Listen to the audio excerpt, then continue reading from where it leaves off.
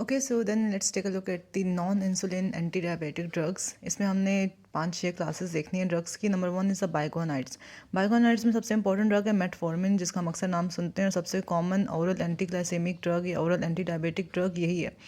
इसकी ड्यूरेशन 10 से 12 घंटे तक रहती है, और इसका मतलब रोल ये है कि it reduces the post prandial मतलब after meal glucose levels as well as fasting glucose levels. ठीक है, मोड ऑफ एक्शन भी देख लेते हैं। तो मेटफॉर्मिन का या बाइकोनाइड्स का बहुत ज़्यादा इसके मोड ऑफ एक्शंस हैं, बहुत ज़्यादा लेवल्स पर ये काम कर रही है, इसीलिए ये काफ़ी इफेक्टिव भी है। First of all, it inhibits the hepatic and renal gluconeogenesis. It also stimulates glucose uptake and glycolysis in the peripheral tissues, ताकि ब्लड में इसका लेवल कम हो जाए। It slows glucose absorption from the GIT and it reduces plasma glucagon levels.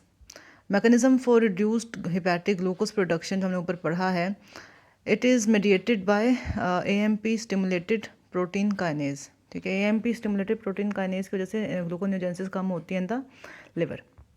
इसके अलावा it also reduces endogenous insulin production by enhanced insulin sensitivity.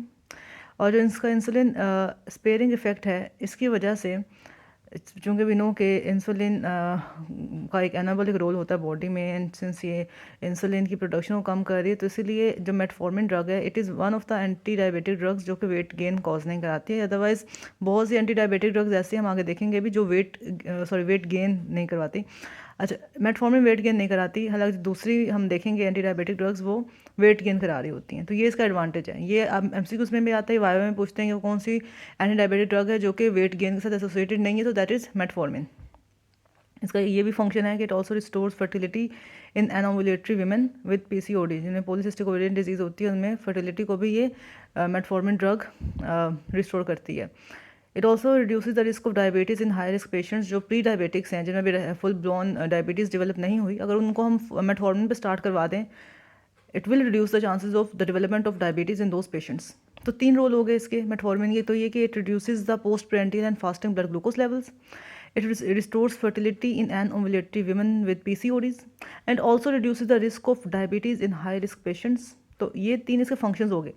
अब इसका जो लो ग्लूकोज है या फास्टिंग या पोस्ट प्रेंडिंग ग्लूकोज लेवल को कम करने का मैकेनिज्म है, वो ये है, जिसमें हमने देखा कि it inhibits the hepatic and renal gluconeogenesis. How? By AMP stimulated protein kinase.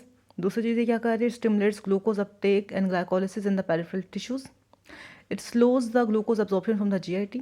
It decreases plasma glucagon levels. ठीक है, it also reduces insulin production by enhancing insulin sensitivity। ठीक है, तो ये ग्लूकागॉन का लेवल भी कम कर रही है और इंसुलिन का लेवल भी कम कर रही है। ठीक है, अच्छा, इसके अलावा इंसुलिन मतलब सेंसिटिविटी ज़्यादा होती है तो इंसुलिन प्रोडक्शन कम हो जाएगी। एनीवे, तो मतलब ये इंसुलिन का लेवल कम करते पता होना चाहिए। एंड इंसुलिन स्पेयरिंग इफेक्ट की वजह से it does not increase weight in contrast to others. अब बाकी हमने इस रोल से पढ़ लिए हैं कि ग्लूकोज लेवल कम करना, फर्टिलिटी को रिस्टोर करना, और हाई रिस्क पेशेंट्स में डेवलपमेंट ऑफ डायबिटीज़ को प्रिवेंट करना, ये इसके रोल्स हैं।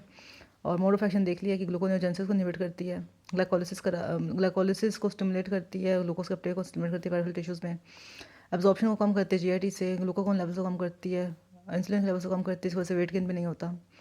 और जो हेपेटिक डिक्रीज ग्लूकोनियोजेनेसिस का है रोल, वो है AMP स्टिमुलेटेड प्रोटीन काइनेज के ज़रिए।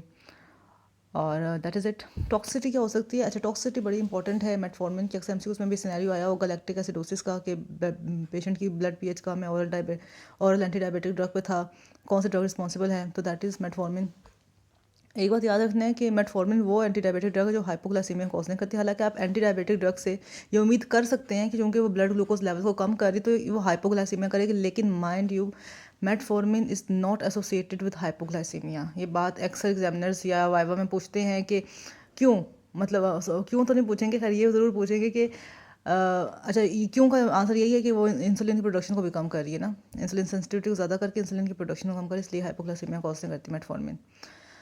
तो अच्छा, तो वो ये पूछेंगे कि कौन सी एंटी डायबिटिक ड्रग है which is not associated with hypoglycaemia, उसकी टॉक्सिटी में हाइपोग्लाइसीमिया नहीं हो रहा, तो दैट इज़ मेटफॉर्मिन। कुछ GIT डिस्ट्रेस कॉज करते हैं, नोज़िया वोमिटिंग डायरिया एसोसिएटेड है इसके साथ, और it can cause lactic acidosis specially in renal और लिवर डिजीज पेशेंट्स, एल्कोहलिज्म में या क्रोनिक कार्डियोपल्मोनरी डिस्फंक्शन। इसमें ऑलरेडी कोई कोमोर्बिड चल रहे हैं, लाइक रीनल डिजीज़ है, लिवर डिजीज़ है, कार्डियोपल्मोनरी डिस्फंक्शन है, या वो एल्कोहलिज्म का पेशेंट है, उनमें ये लैक्टिक एसिडोसिस के चांसेस बहुत ज़्यादा होंगे, liver, kidney, cardiopulmonary and alcoholism. तो ये आपने चीज़ें कुछ याद रखते हैं जो मेटफॉर्मिन या बायोगोनाइड से रिलेटेड है, and I hope it was understandable for you guys.